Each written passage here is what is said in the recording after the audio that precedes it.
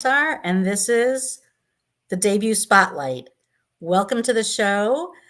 For those of you who are new to the Blaze, I want to just explain a little bit. We're a team of 30 creative professionals dedicated to connecting authors and their readers in the age of COVID and beyond. For those of you who are all part of Blaze Nation, and there are many of you, we are grateful that you are back.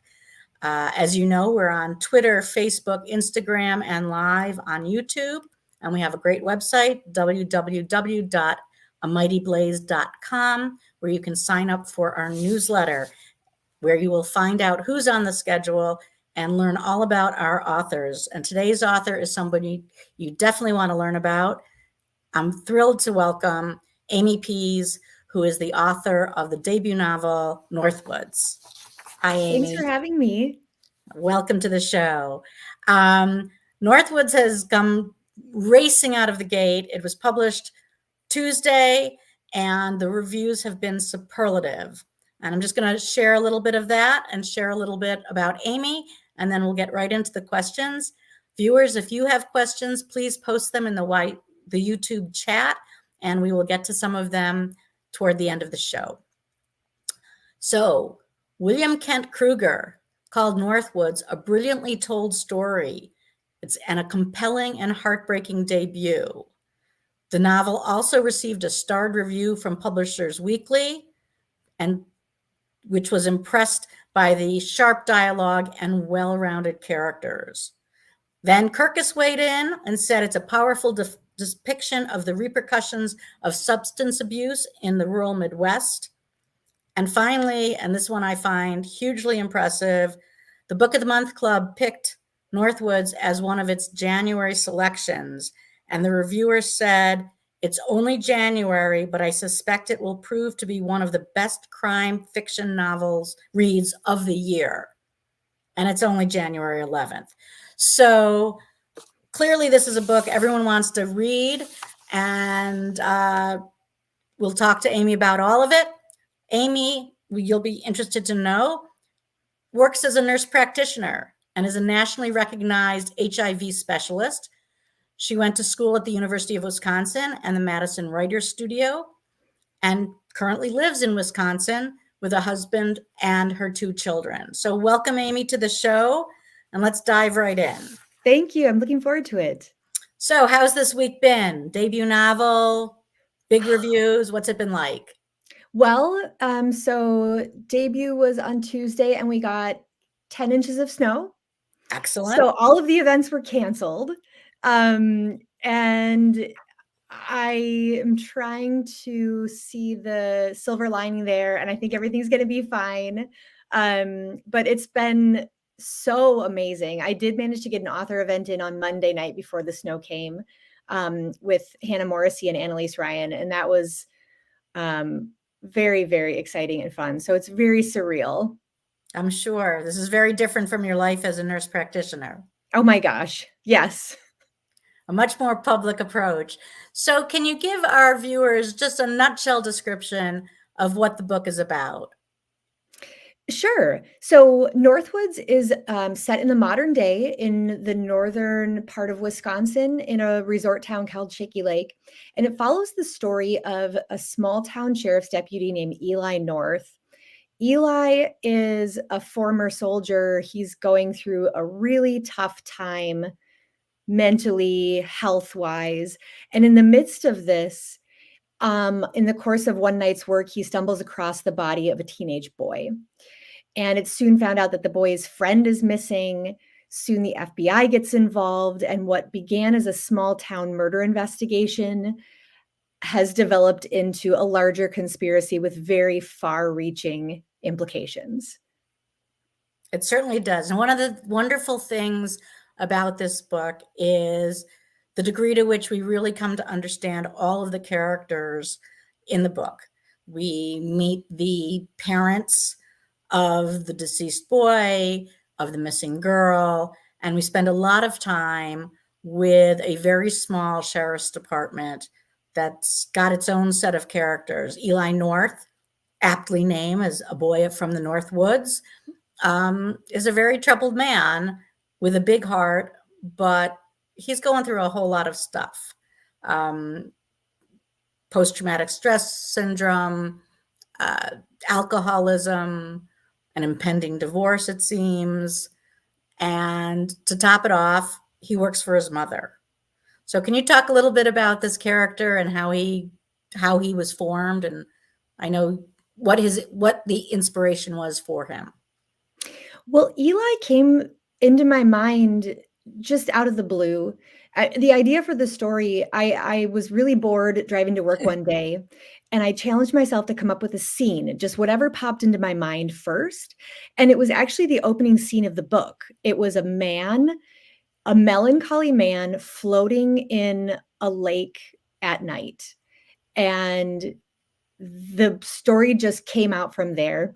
And Eli sort of came out fully formed. I mean, I knew him right from the beginning. I knew that he was this damaged character, but a good guy at heart, who just was struggling. So, and really the story, I mean, it's a mystery, so there's a lot of plot-driven things, but in a large way, this is a story of Eli and his, hopefully redemptive arc. Sure. He certainly struggles with a number of things, including panic attacks, which I wonder if that's something you saw a lot of as a nurse and were thus better able to describe it. Because those scenes when he's in his head and about to either pass out or collapse from panic, are just vivid and so beautifully wrought. Yeah, thank you. Those it is I certainly could not have written this book without having been a healthcare provider for 20 years. And it gives me a special perspective that I think even though the topic of addiction and trauma and those sorts of things has become more widely known with fiction and TV and film, I'm hoping that because of my insider knowledge, I was Mhm. able to bring a little bit more to it. And that would be things like panic attacks. I was able to avoid maybe cliches because I know them more in depth. Certain reviews said, in particular, that all of the hospital scenes rang very true. And there are Mhm. several of them where we're meeting some doctors and getting lost in the hallways, and that all of that sounded right on the money. Yeah. So that's very good. It was interesting to me that we have this character Eli, who one could imagine. I mean, there are a few books out now where the lead character is struggling with alcoholism or addiction. Small Kindness by Andre Dubus. We have, of course, Demon Copperhead. Um, Take What You Need by Idra Novi. It seems like it's time to write about opioids and fentanyl and all that in a fictional way. What do you think changed in our society that sort of put that front and center for Well, fiction I writers? That is. yeah. So I really think that sort of the unveiling of the OxyContin Purdue Pharma Sackler family um, conspiracy, I guess you could say, was a really big step. Sure. I remember when I was writing the book early on, and I showed my husband a draft, and he said, "Well, the plot seems a little far fetched, big pharma." And I was like, "No, no, I swear it's not." And then, fast forward a year, and this whole thing blew up with Purdue Pharma and OxyContin, and I was just very validated. As you should be. Yeah, As you should be. Because we do yeah, see we do see inside the pharma industry, one of the characters' fathers is a sales rep and is, very integral to the plot. And we see him still in Chicago while his family is up in the Northwoods, and all of a sudden, his daughter is missing, and he's learning all sorts of things about the studies that were done for an upcoming drug, and the stories start to converge in very mhm. interesting ways. Weaving that together was a challenge. I had a very vague idea of how I wanted it to come together. And when I wrote the book, the first 3 chapters came out right away. They just were living in my Mhm. mind. They came out right away. And then I think the climax chapter also was living in my mind. And so I had to fill in all of the in between space and make it complex, but make it all tie together. And I think it was at the copy editing stage where there was still some ambiguities about the plot that I had to finish up. And I thought, oh my gosh, tell me I haven't gotten all this way only to write myself into a corner. But I think I pulled it off. You did. Oftentimes, writers say, "Oh, I can't get that first chapter off." So the Mm. fact that you were able to get the first 3 off is very impressive. I know in my writing work, one of the exercises has always been, well, if you can't write the beginning of your novel, can you write the end of it first and sort of step yourself backward until you now know where it has to start? So Yeah, the very process of interesting. writing this was a mess. People asked me, well, do I just write and see what happens? Do I outline? And it was a really, really terribly messy combination of both. I don't recommend it. So do you have new advice for writers as a way to avoid the messiness going forward? No, I just don't. I'm writing the second book in the series because Northwoods is the first book in the series, and you would think it would be easier the second time around. Um, no, I don't know. I don't know how to do it. I don't know how to do it yet. I just trust now, having done it once before, that it will work out. That it will work. So my congratulations, first of all, on a second book. I'm hoping that we're going to meet some of these characters again because there Mhm. are some wonderful characters, some of whom make very small cameos, like the waitress at Babe's Bait and Tackle, which is a bar. Um, and some of the characters that I particularly liked, in addition to the lead characters, the sheriff, Eli North, the rest of that department, the FBI woman who comes in, the agent who comes in from Chicago, the big city, to sort of take on this important role in the investigation. Um, but there are also a lot of interesting, like, guys who hang in the neighborhood that we get to meet, whether in the bar or when they are approached to get some insights about the case and see if they know anything. Um, and I'm wondering if you, I know we've talked a little bit that one of your favorite characters was one of these relatively minor guys, Dan Simons. And I'm wondering if you can talk a little bit about writing him and perhaps read us a description uh, that explains why he's such a cool character. Well, absolutely. In fact, I'll start by reading the description. So, because for the record, I'm not just pulling this out of thin air. That Ellen and I talked about this a little bit. Yes, we did. I like this I'm paragraph. not that good.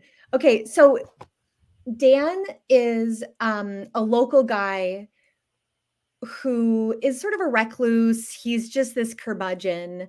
But Eli knows him well enough to kind of put some dots together here. So this is a scene where Eli goes out to see Dan at his little lakeside cabin. What have I done now, deputy? Dan leaned back in the chair and stretched his legs in front of him. Despite his skinniness, he had a round face and wide shoulders that hinted at the meaty guy he had been years ago. He was just a couple of years older than Eli, early 40s, but time had not been kind to him. Eli had been there the day Dan got expelled from Shaky Lake High School for taking a swing at the principal. A swaggering, smug-faced bully of a man. Let's see here. Now I'll just read up a little bit here too that this describes him.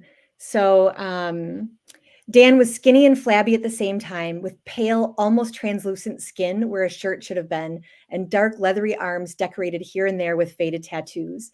He held court in a decrepit lawn chair that looked like it was held together by nothing more than duct tape and stubbornness. He wore old cargo shorts and a tattered straw cowboy hat, like something left behind after a Kenny Chesney concert. I can picture him entirely. And the only Yeah. thing that's out of character is this new puppy and he's training. But aside from the new puppy, this guy is a total curmudgeon. He's central to the case, though we have no idea when he's going to step in. And I will not be giving away any of the twists and turns, but I will tell you they are surprising and everything comes together beautifully. What was so much fun about writing him, and why did he stand out for you? He was another one that just came to my mind fully formed. I knew who he was. I really enjoy curmudgeons in general. Who doesn't? Yeah, I really like the idea of somebody who on paper wouldn't necessarily be a good guy, Mm-hmm. but maybe is, Right. and maybe there's a depth to a person that we don't see. And in fact, that's something I explore a lot in the book. And it's another thing that comes from, I think, being a healthcare provider. When the exam room door closes, people tell you things that they don't reveal to other people. And so you get to see a deeper, the person on a deeper level, Mm-hmm. a more interesting level. And frankly, I think that makes for good fiction too. Certainly, certainly. Um, have you spent a lot of time in the Northwoods? Because I would venture that the environment, the lakes, the trees, the people in the town, all ring very true. So I'm wondering how much time you've spent in dive bars and in the woods at the lake. Well, I think that most people in Wisconsin have spent a lot of time in dive bars. So Snowy. I'm from Wisconsin. I'm from Green Bay originally, which is farther in the north. And I have lived here most of my life. And it's just one of the things that I think is great about the setting in Northwoods is that it's the northern part of Wisconsin is very nostalgic. A lot of things haven't changed in a very long Mhm. time. And you go to like a hipster bar in Brooklyn, New York, and it's basically just a recreation of a small town Wisconsin tavern. Sure, sure. So we really get a good sense of what it's like uh, to be there, but we also get a very good sense of the interior life of Eli North and of some of his other some of the other characters you've created. His mother, in particular, and to a degree, um, some of the people who come up and spend their summers in Shaky Lake. Can you talk a little bit about how you got into the head of a guy who has PTSD and alcoholism and all these other issues going on in his life? Yeah. So my main character just happened to be a guy just because that's who I saw floating in the lake that night.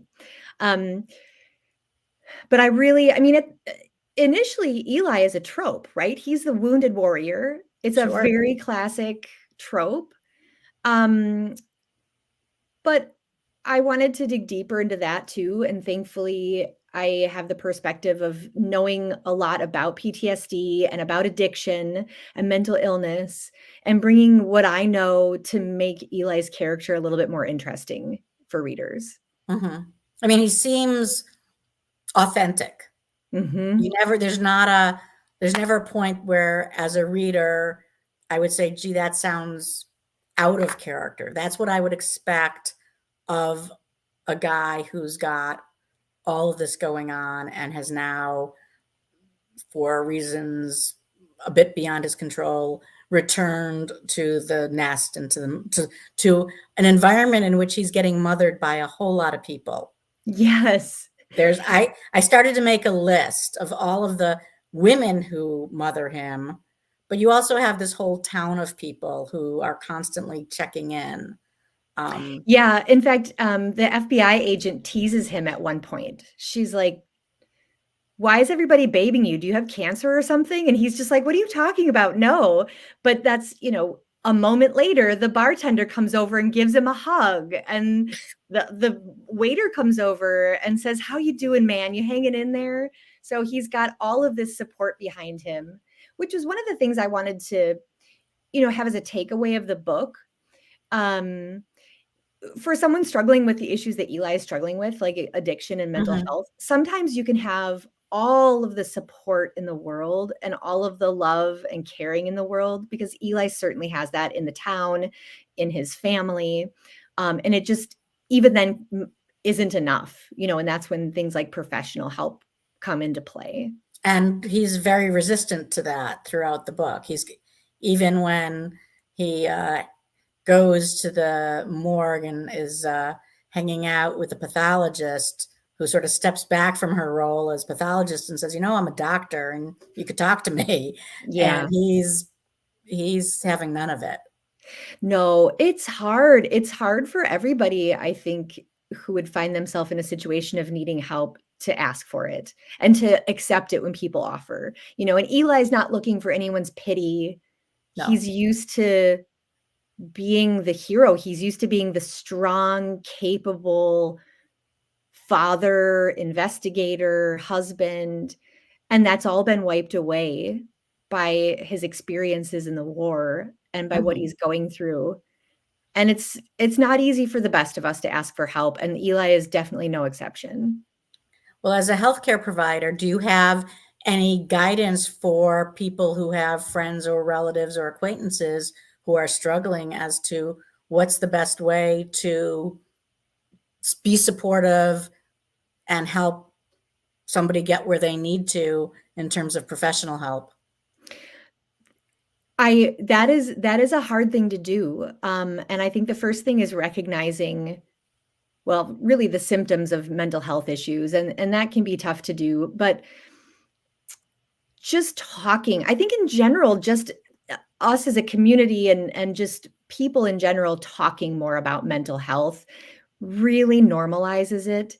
because let's be honest, we all have either firsthand experience or experience with a loved one who has struggled at some point with things like Mhm. depression or anxiety or alcohol or that sort of thing. So it's something that we all know a lot about and can relate to.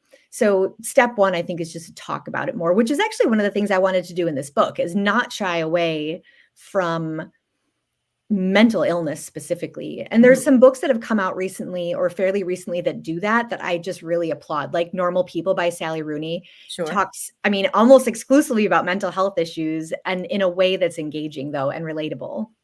Absolutely.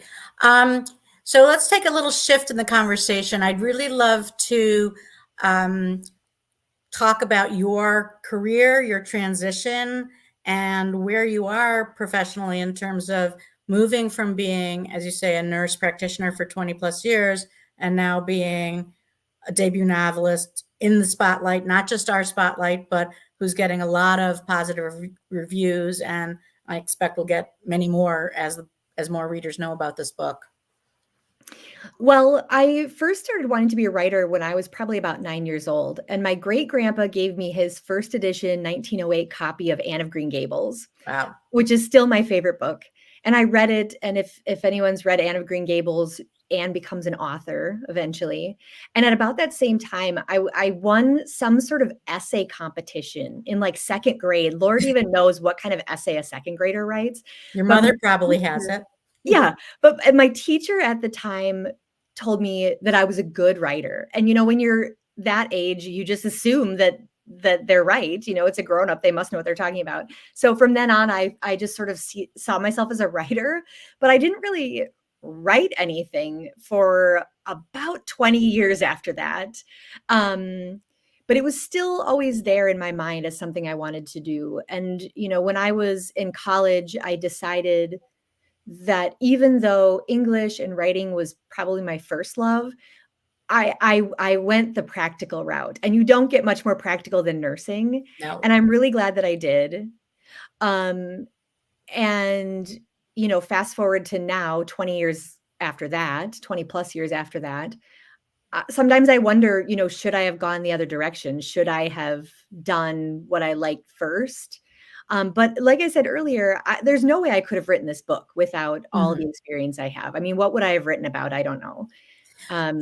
Yeah. Talk about your going to these the Madison Writers Studio. What was that like, showing up into a realm of other people who see themselves as writers and perhaps future authors?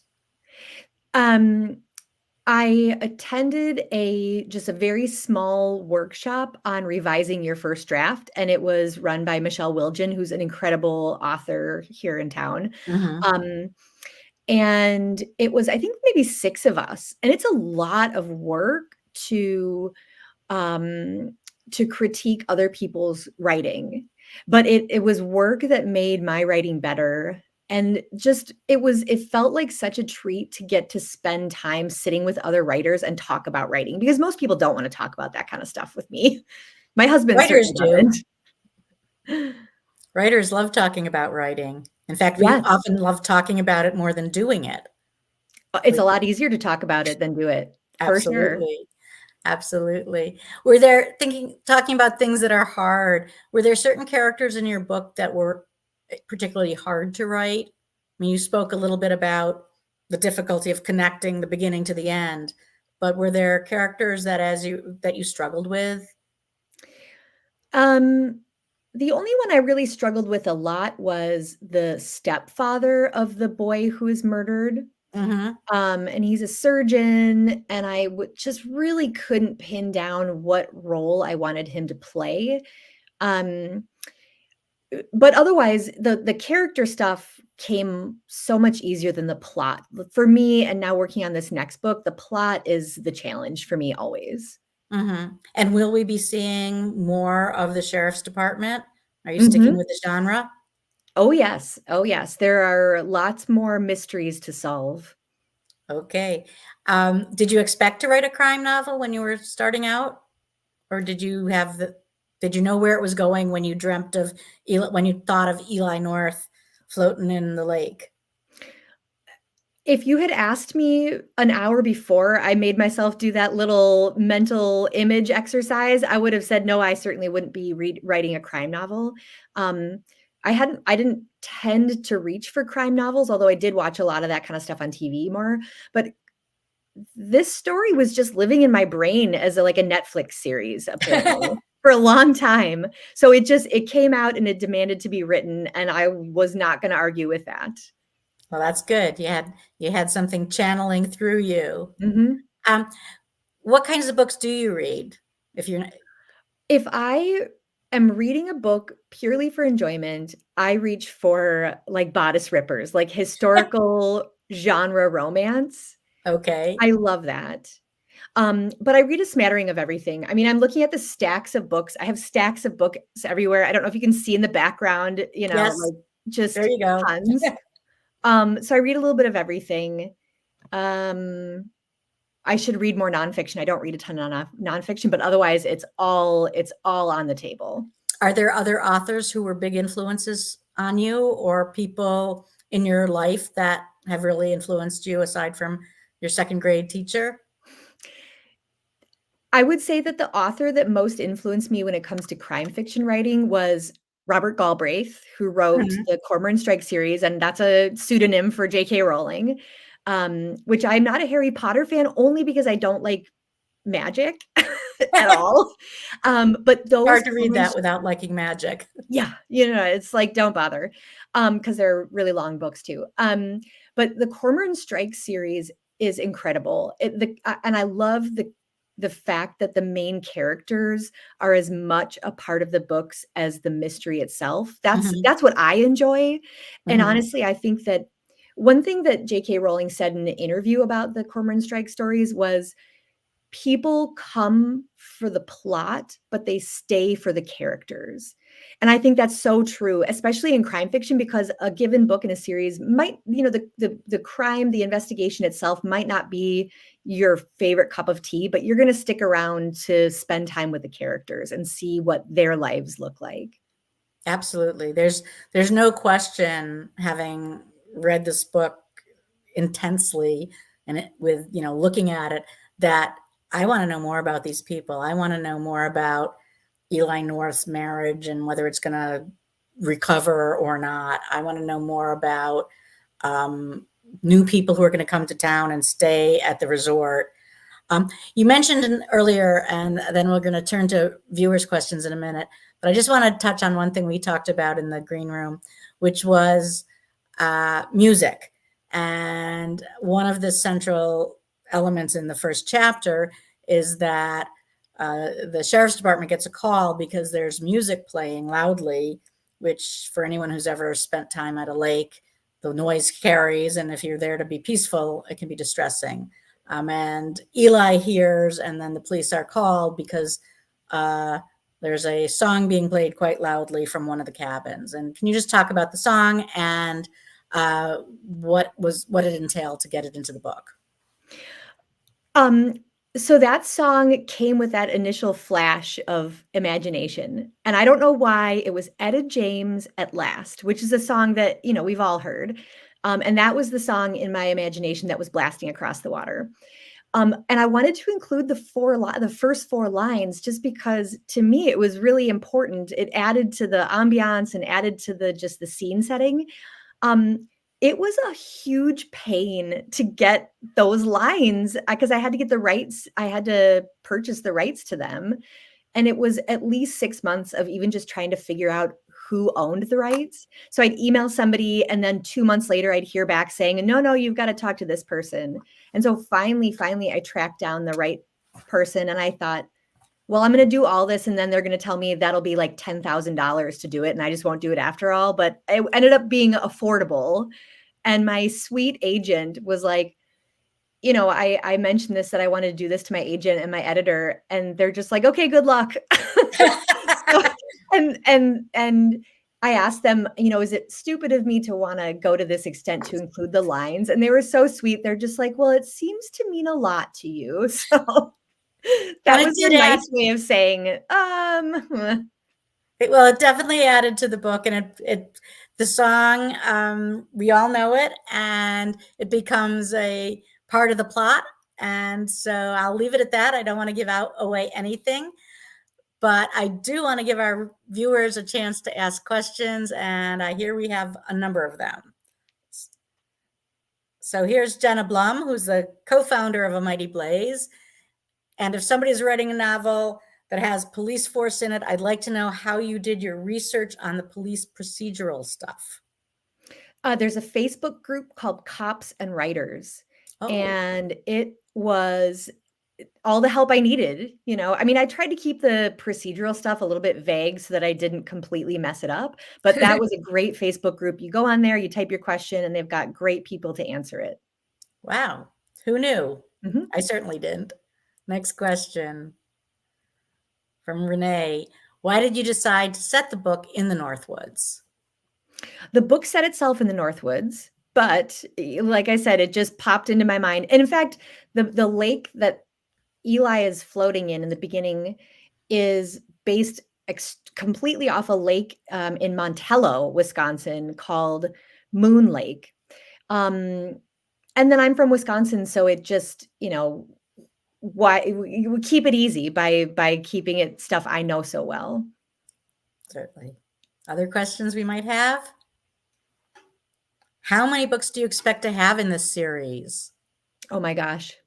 I don't know, like at least 3, but then I think of these authors that have, 10 plus books in the series, and I think, well, that seems like a smart thing to do too. If it's working, why not? Right. I don't know. All I can say is that in my mind, it's at least 3. And when do you expect the next one to come out? I'm not on contract for the next one, so who Okay. even knows? Who even Not knows? yet. No. You're not yet on contract. Not yet. You will be, I'm sure. Did any of the characters speak to you and guide you with the story? Absolutely. Eli, I know so deeply for some reason. I know that guy so well and know his motivation so well and what he would do in any given situation that I just let events play out and see how he reacts to them. Mm-hmm. He did seem like the quintessential good cop when he was Yeah, I interviewing wanted people. him to be someone that you knew was the good guy, even though he had flaws, because there are a lot of books and shows where there's sort of the anti-hero. Mm-hmm. And I think that's great, but I wanted main characters that you felt comfortable rooting for as the good guys. Great, thank you. Amy, do you have a dog? And if so, what breed? I guess that's related to the puppy question. I have 2 dogs. I have a almost 14-year-old Welsh Springer Spaniel, and then I have his great-grandson, also a Welsh Springer Spaniel, who's 6 months old. So they're taking a nap right now so that they don't pester me. As is my dog. Thank Mhm. goodness. How did you celebrate your debut novel's publication? And I'll say also, how did you celebrate when your agent said, "Hey, we sold this puppy," so to Oh speak? gosh, that's a good I don't think I've celebrated yet. So the book launch and the party was supposed to be this past Tuesday, and we had a blizzard, and so everything was canceled except my immediate family and, like, 1 or 2 very committed friends still went to the party at the restaurant.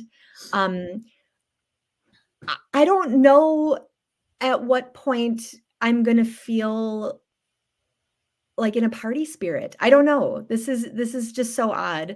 Um, it's been a really fun experience, but just very unusual and so different than anything I've ever experienced before that I'm not quite sure how to react. Well, there's a lot of immediacy in nursing, whereas in publishing, how long did it take from the start of your actual writing Mm. to having an agent to having a contract? I think I started writing this book, I can't remember if it was 2017 or 2018, and then I started querying agents in, January 2022, and I sold the book in June 2022. Pretty So, quickly. it's been a year and a half, and the book was pretty much written at the time I Whoops, sold it, so need to hold it back. It's got a beautiful cover, Northwoods, and having read it, I can vouch for the fact that I can see why it was picked up so quickly, because it's really just such a beautiful book. Do we have thank other questions, Bo? You said you always thought of yourself as a writer. What was the spark that ignited you to write this book? You've talked a little bit about the idea, but what Mhm. said, okay, I've got to do this one? Well, I think the itch to write was getting more and more, and this is maybe like 5, 6 years ago. And so I got together with a group of other people who wanted to write, and we would meet from time to time. And I initially had thought I was going to do a romance novel and Mm. wrote a few chapters. And then it just didn't, it was just wasn't going anywhere. And that was when I did that little imagination challenge thing. And that was so vivid that was the spark. I thought, I think I really have something here and I'm motivated to write it and excited about it and just get more and more excited as I write. I think people are often surprised, non-writers are often surprised by how much time writers spend looking at something, looking at someone, hearing a piece of dialogue or a snippet of a conversation, and just letting their imagination go. Like, where would I take that? Oh, yeah. So, those car rides are, everyone always talks about, oh, I get these great ideas in the shower or in my Yeah. dreams. They really do pay off sometimes. Yeah. You say you know your characters so well. Are the characters based on people you know in real life?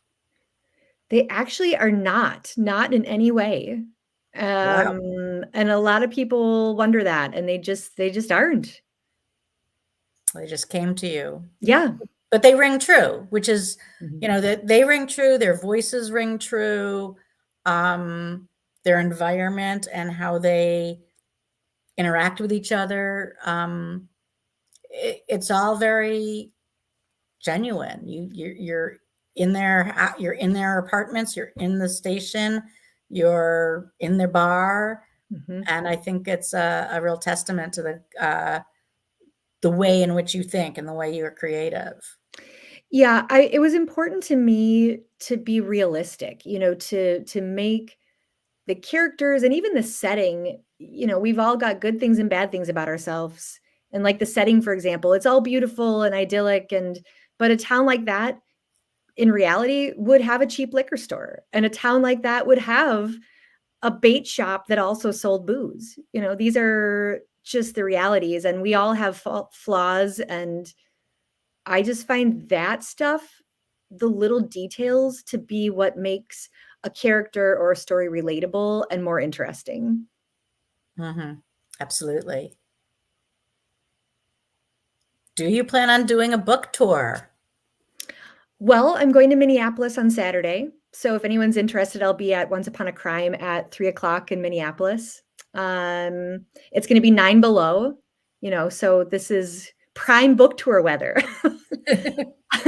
I don't know. I work full time. My husband works full time. We've got 2 little kids, so I'm gonna do my best to squeeze things in as much as possible. I've got some virtual events lined up too.